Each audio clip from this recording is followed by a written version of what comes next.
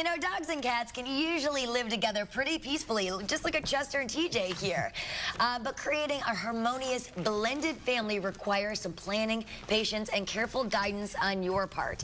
And in some cases, your dog and cat will become best friends, but in other cases, not so much. That's why I brought my veterinarian, Dr. Webster from Tampa Veterinary Hospital here, to help us create a peaceful animal environment rather than just a big old animal house, if you know what I mean by that.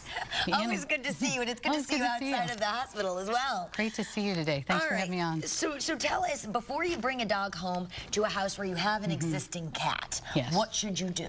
Well, I think first thing I'd like people to consider is talk to your veterinarian, because they may be able to guide you as to a better choice of temperament. Okay. Because this is a very hyper dog. Sure, and a pretty placid cat. Yeah, and it works. And it works. But if I was thinking about bringing this crazy kitten in today, and it was going to just be a fiasco. So you have to kind of choose the right temperament animal. And sometimes that involves a lot of work trying to figure out what's going to work in your house. And a cat needs to be safe. Okay. You know, before you bring him in with a dog, because a dog can kill the cat, even though my cat is bigger than my dog. You have to be careful. Their personalities have to work.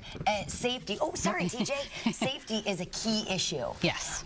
Now, if you're looking at safety, and we're not just talking about an animal's personality, what will make a cat feel safe? A safe environment? They need to be high. So they like to be elevated. Making sure that there's a gate or something that they can get away from the dog is important. Okay. And it can take weeks to months, Lindsay, to introduce a dog and a cat properly. You know, if you pick the wrong blend, you know, some people just throw them together, but it doesn't always work. Okay, so let's say when you bring the dog home, make sure your cat has some areas of safety and places to escape. Then what? Then go slow like this. Take a leash on your dog. This cat doesn't usually have anything on him, but he's pretty adjusted. Okay. Be careful with him sitting in your lap, though. I'm kind of in a dangerous spot because he could claw me or turn on me if he's trying to get away from the dog. So plan ahead. Okay. He needs to be on a short leash because he's very silly. And he's a little more revved up about the whole thing, so we need to give him some treats and tell him, you know, good dog, good cat. Just take your time and reward them. Soothing, be patient, loving. Yes.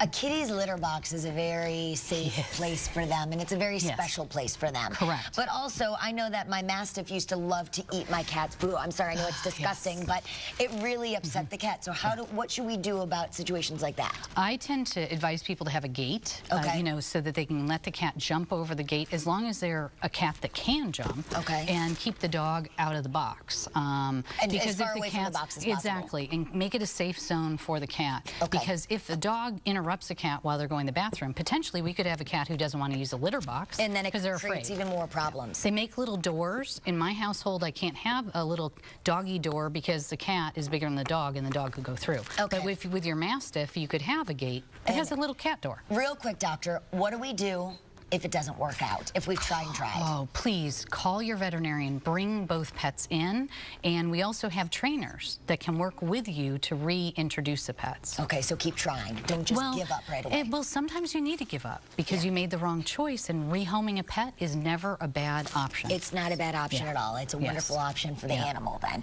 Dr. Webster, always good to have you here. Thank you so much. Thank you. And Chester and TJ, thank you guys. Thanks, mister. They're like, thanks. It's so cute.